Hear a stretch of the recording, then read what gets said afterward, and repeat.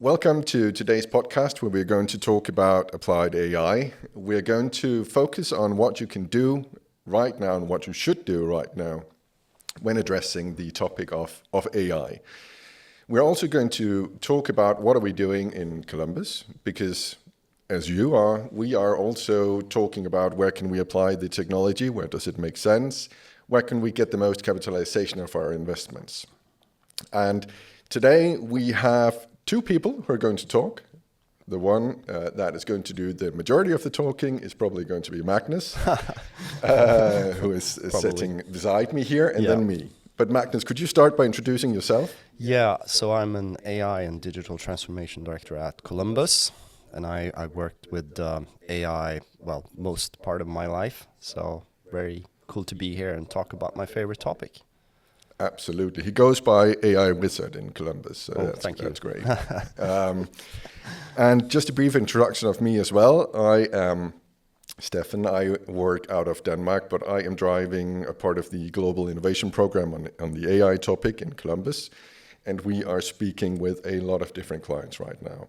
And this is, again, what we're going to talk about today. So Magnus, are we experiencing an AI revolution right now? Well, yes and no. It's hard to give like a one-liner answer to that question, to be honest. I think if you're looking at the sales push side of things from the marketing from various organizations, I would say they would like to think so, that there's a revelatory situation when it comes to producing new revenue streams using AI. But the reality is different, in truth. I think there's some profound problems today using the existing tools out there.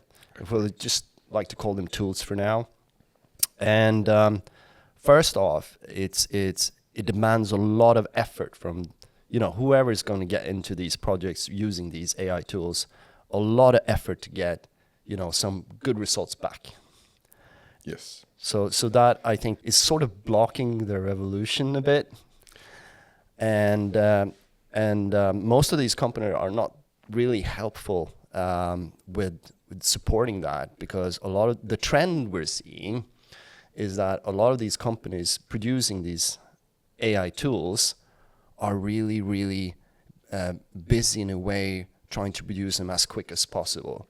I agree. So they're sending out a lot of trash, I would like to call it, into the marketplace, where they're selling a vision that is supposed to do this, but it's essentially not doing that. It's missing the mark, and it's subpar on many occasions. And when we ask them why this is the case, they come back and say, well, we have a vision. Well, why not go back and finish your vision and finish your product before you're releasing it? But that's not where we're at.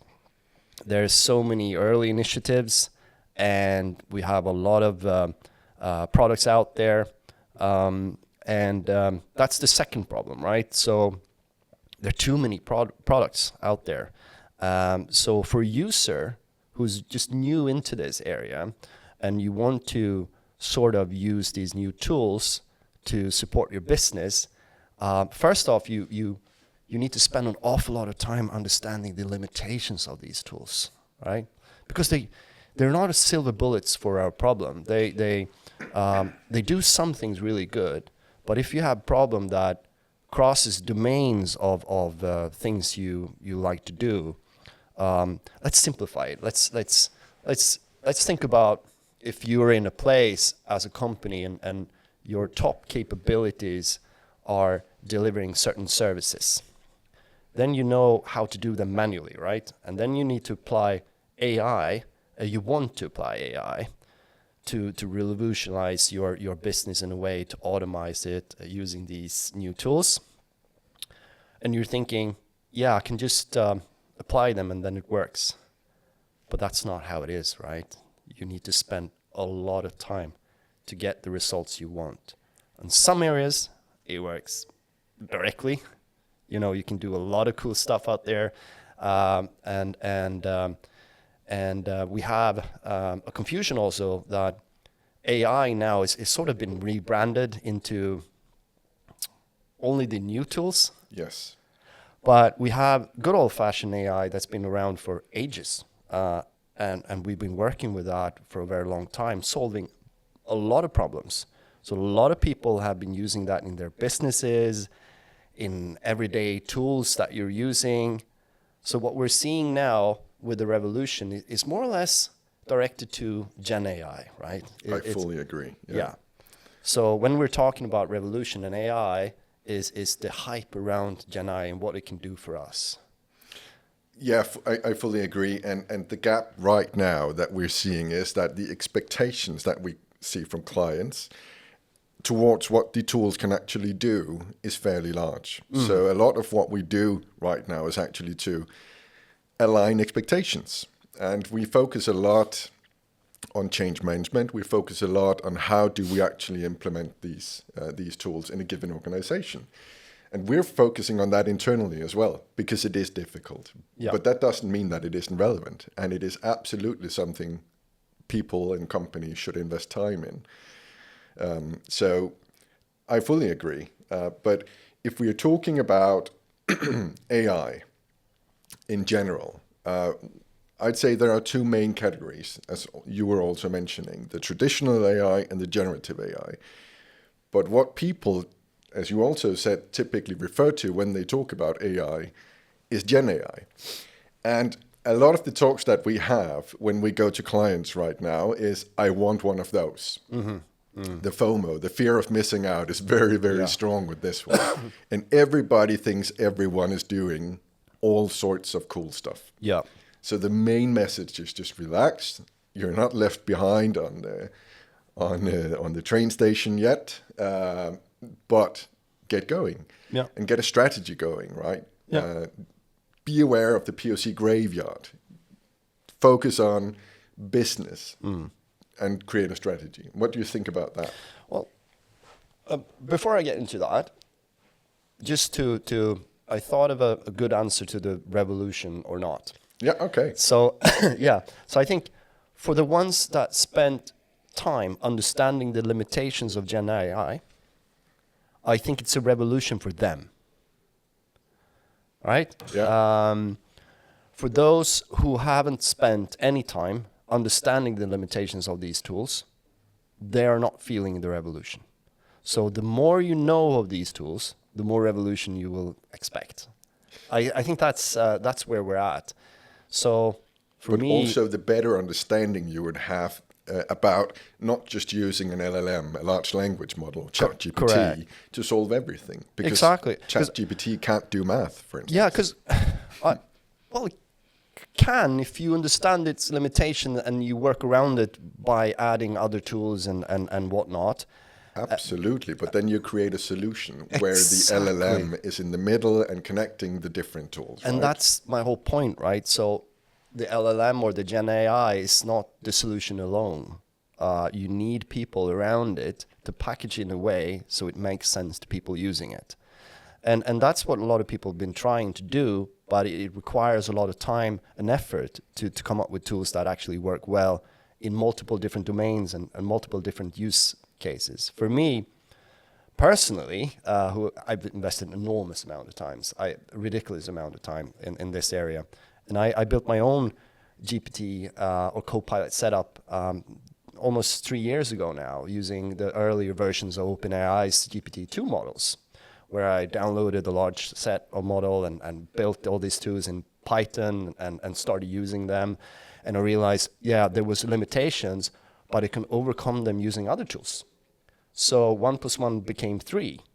And if you're prepared to do that type of investment, you can do magic with these new tools. Because without a doubt, there's no doubt about it that these new LLMs that's been produced by a fair set amount of companies now, they're not only OpenAI, you have the Claude and you have Meta with their model.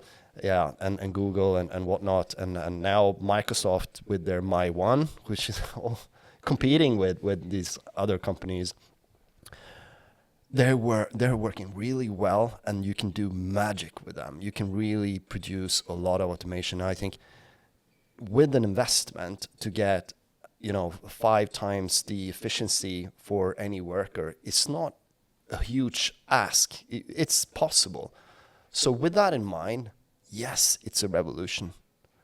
But you just need to understand that it's a revolution within specific domains. So if we just say that you can get 5 times the productivity of a worker, what my recollection right now is, or my understanding of how that message is conveyed, is that everyone can get a 5-time increase in their productivity. Yeah. And from my experience, that is not the case. No, because you need to come up with these recipes on how to use this in a way that it fits the worker, right? And that's the whole definition of difference between general AI and just AI, right? So where we're heading in a few years is more on a artificial general intelligence, where you don't really need to specify, or you don't need to give the instructions, because these models will have an understanding of the world enough so they can come up with their rule set and logic to solve problems without further instructions.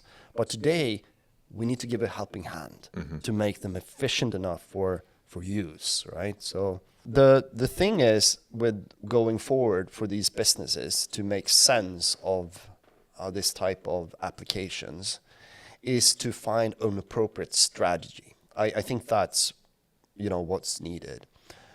So under the light of everything I just said, you can choose. Either I spend a lot of time understanding these tools and make them efficient, or I tag team with someone else who's doing this for me.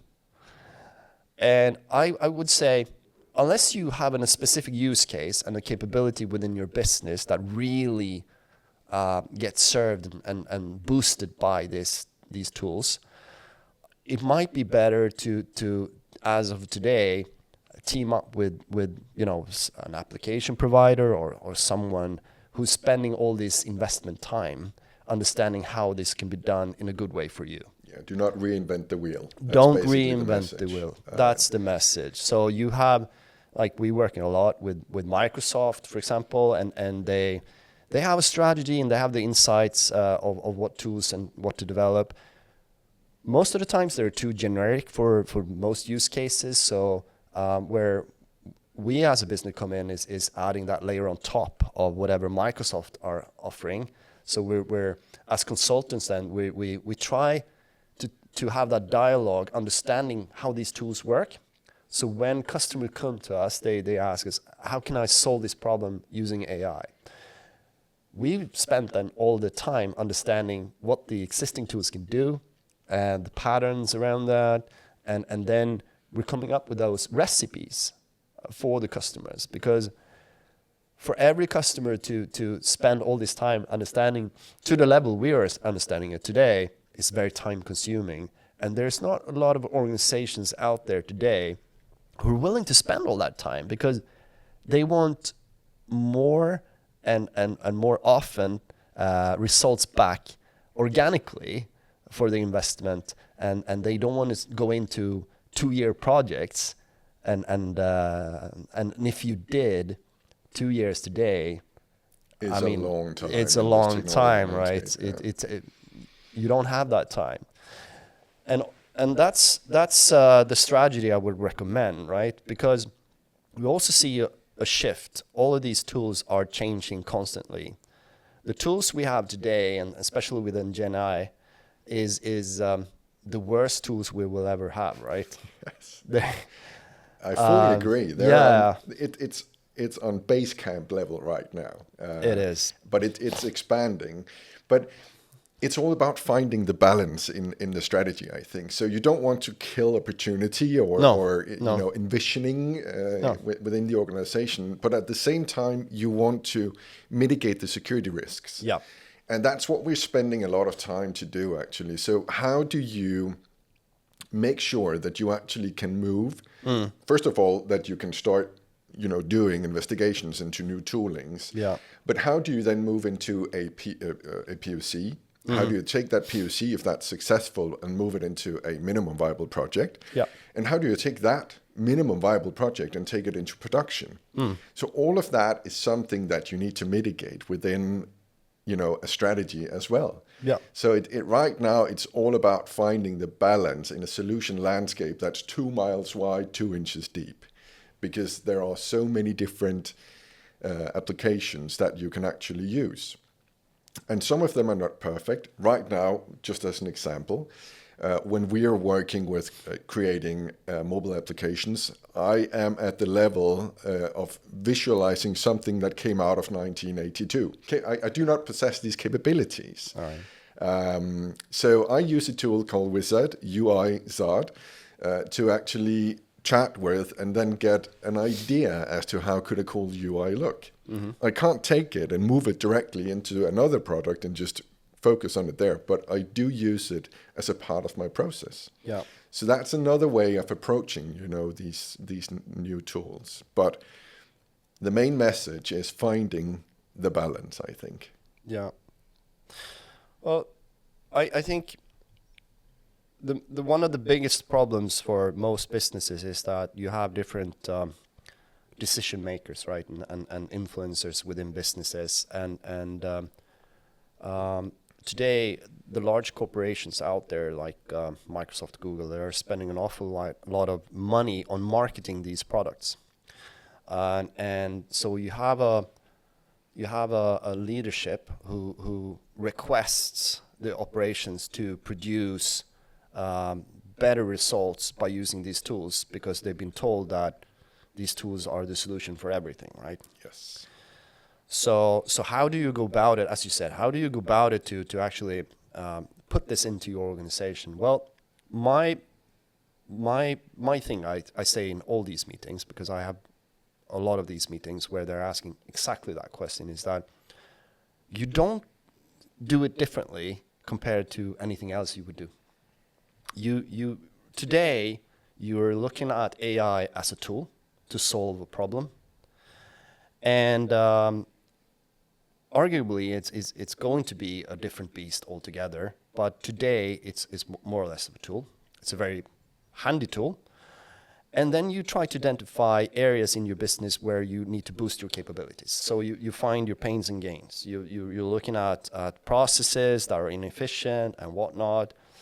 And then you might end up thinking that AI can solve your problem, or not. I mean, it's not the only tool. It's one of the tools we're using today. But AI is replacing existing tool with AI, right? So it's instead of a hammer, we use a nail gun. You know the analogy, right? So it's a far more advanced tool than other tools. So I think the easiest way to not end up in proof of concept, the graveyard. The graveyard, is to look at existing ways you're solving problem, and look at AI. How can I solve these problems using AI instead of whatever tool I'm used in the past? Because then you don't need to reinvent a process. You don't need to reinvent a new stream of services. You just look at, oh, here I'm using the hammer. Can I use a nail gun instead of a hammer? I agree to a large degree, but I do think that there are some very important differences when dealing with the AI projects. Mm-hmm. One of them is the human nature. And one of the examples that I typically use is a scenario where the model actually exceeded what the human counterpart could do, but the errors that the AI came up with were off, way off, because it does not know of intuition. Yeah. So this means that if you want an apple and then it brings you a chair, that's a weird analogy, but anyway, you want something and then it brings you something that is completely off.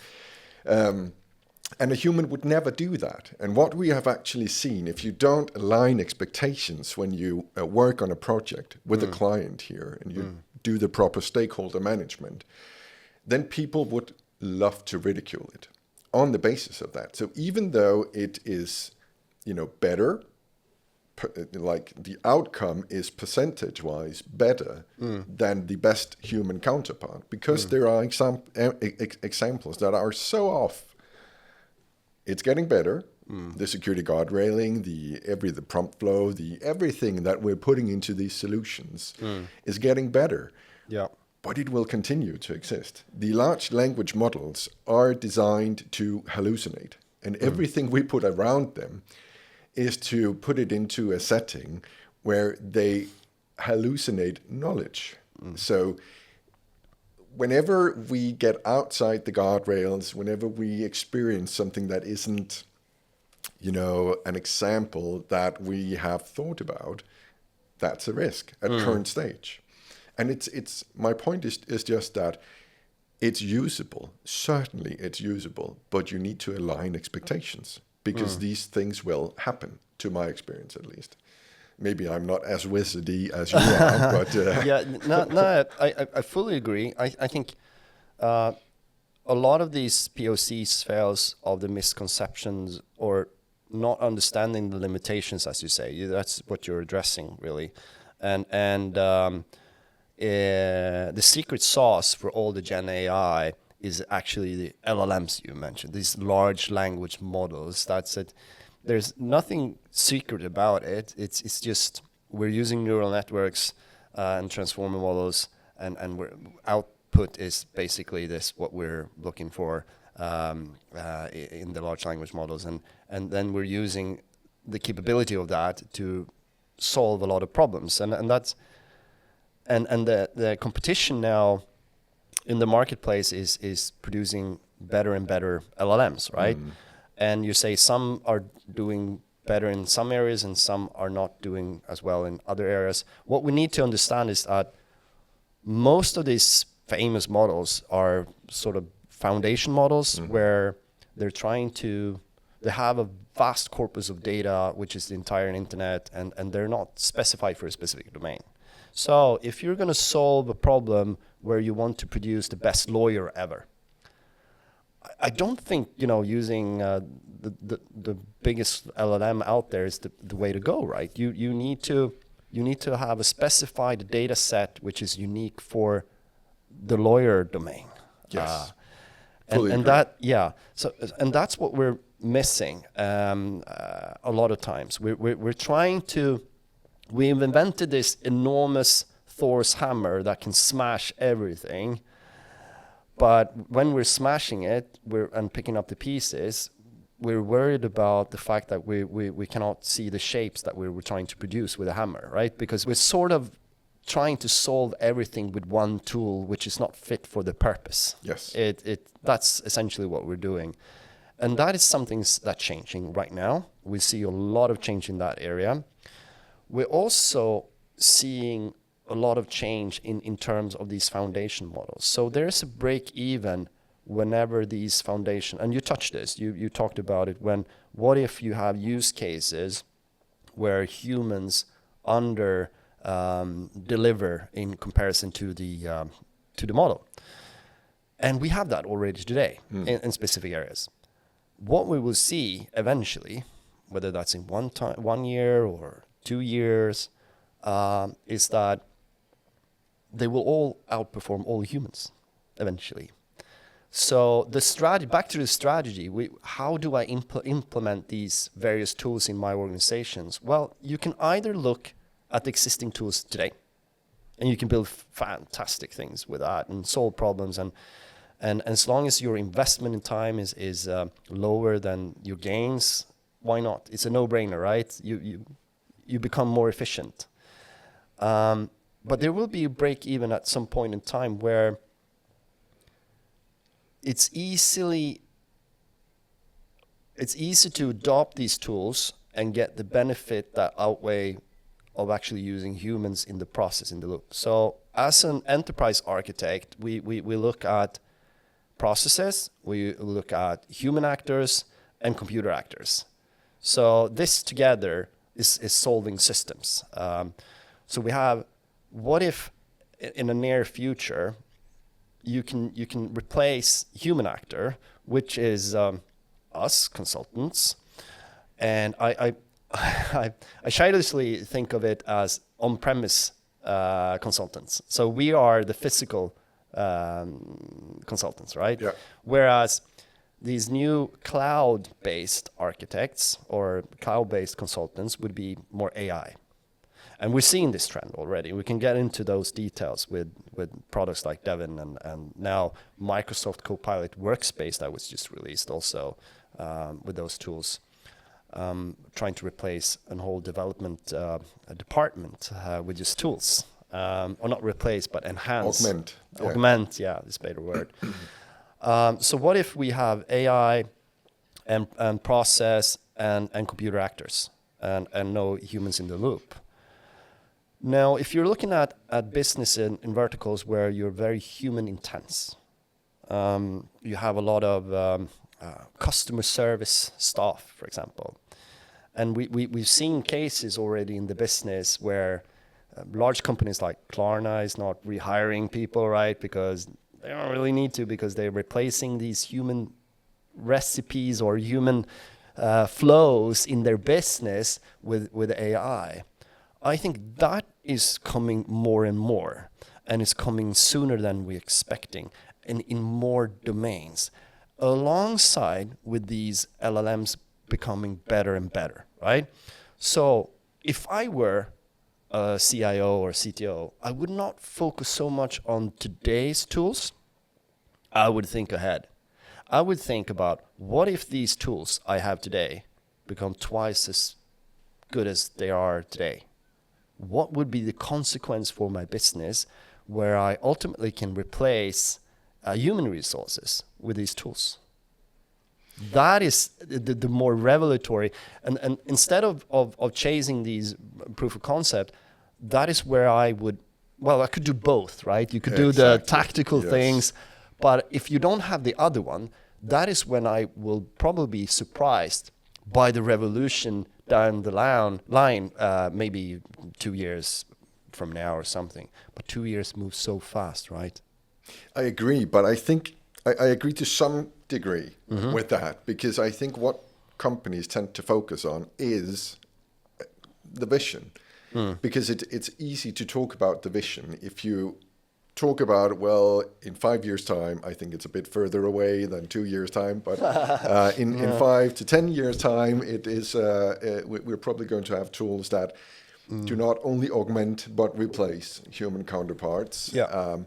And if you tend to focus on that, then it is very difficult to transition into something that you can start doing today. So I think it should be both, and the strategy should consist of both. So what can we do in the short term, and what is our main mission in the long term? Yeah. And that's a very important message to actually convey. And I think the strategy that, well, the companies are going to build should found the basis of how do we keep or attract the right talent with the use of AI, again, so staying in touch with, the talent that you're trying to attract, because a lot of companies are, struggling a bit to actually attract the right talent. And if you then say, well, we are a company where we take in all of the new tools or some of the new tools, and we try it out. We do it somewhat exploratory, but we do it structured exploratory so that we don't end up with a POC graveyard. Yeah. I think that is the short-term goal that I'm suggesting, because if you just focus on long-term, then it's very difficult to actually materialize and apply it. Yes, but I think one interesting thing here is that we just because we've called it like LLM or called it Gen AI, the Gen AI or the AI in, let's say, in 2 years' time, then, is going to be a completely different thing than what we're seeing today. So it's not even the same application. It's not even the same tool or the same thing. And that's where I think a lot of misconception comes from, is when we're talking about today's tools, and the co-pilots, we might need a new name for it in a few years' time, because Autopilot. yeah, I don't know, but it's in evolution, right? So we have this, you know, this picture from school where you have the ape and the Neanderthal, you have the various humans eventually evolving, right, to Homo erectus, and then that's what we're seeing now. The tools we have right now are such a basic level, and we're still solving a lot of problems. We still have fighter jets in US being flown by AI, despite the low level that we're seeing right now. Yeah. And we have the investments of companies that are intending to spend, well, they're suggesting trillions of money on data centers. And the level, if we just double the level, and that's coming soon, it's not going to be that early stage of a human any longer, right? It's going to be something far different. Yes. So it's not an attraction you go and just have fun watching at zoo anymore.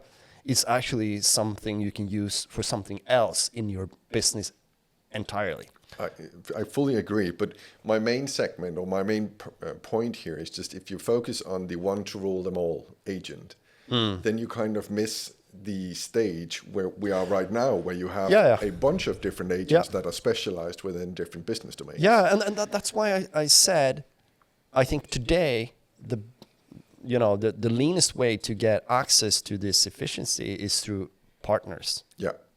Instead of trying to invent the wheel yourself, because there's so many changes going on.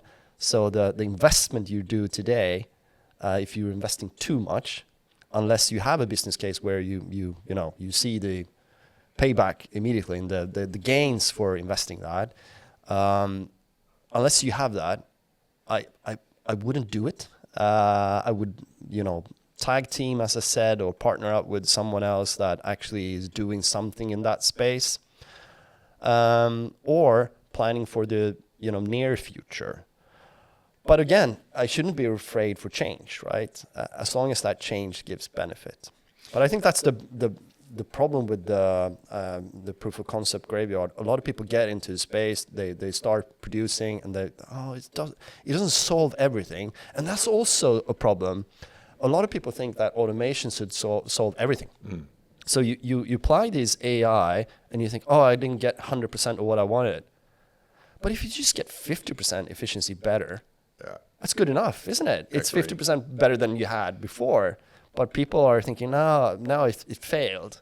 So we have this classic case where we actually helped a couple of businesses using AI to read documentation, right? So instead of the traditional way where you have a form and you recognize specific areas in the form, we interpret content instead of interpreting areas in the form. So like you can read an invoice out from the content rather than just a specific area, right?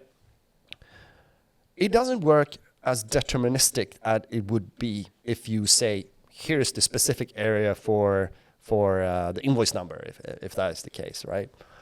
But it's better than doing it manually.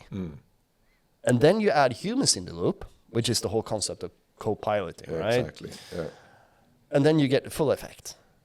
But I think a lot of people, they are scared off and they're thinking, no, it's hallucinating, as you said. I can't use it because it's hallucinating. Yeah, but don't worry about it. Just add humans into the mix and you fix the hallucinations. But you still will be a lot further on in your development than if you did it manually. So that mindset to invest time learning the limitations of this tool is what is all about right now.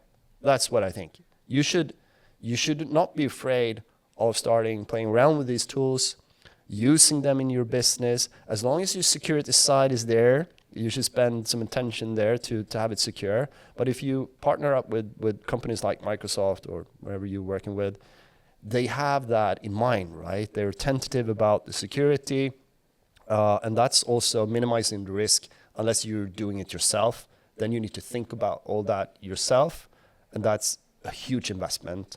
So yeah, I think that is the best approach of minimizing the graveyard internally. Should we try to sum up the day, what we've been through? Would you like to start? You know, what if I were listening to this and I don't really want to listen to the entire podcast, what would be the key things, takeaways in your mind? Executive summary. First of all, we should run this through a transcription so we can create this through an AI because they are very good at that. Yeah. But I would say that we started talking about, is this a revolution that is done? And no, by no means. No. We're just getting started. Yeah. You said it So very the bell correctly.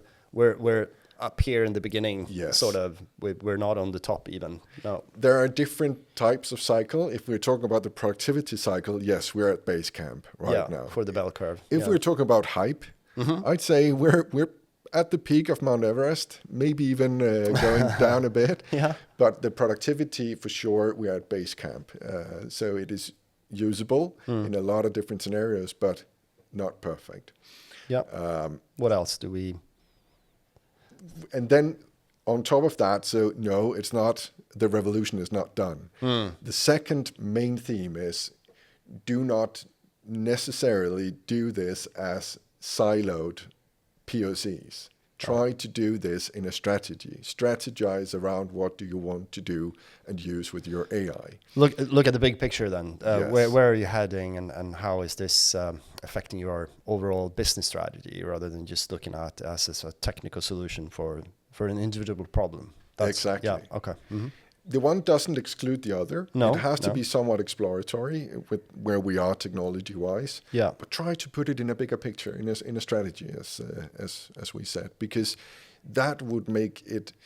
It would be so great if you could have the first POC project make the second POC project 5% better, and the third POC project 10% better, so that, based on the a string of POC projects or MVP projects when you start this journey. Yeah. Because then you're on an epic curve, so to speak. Yeah. Yeah.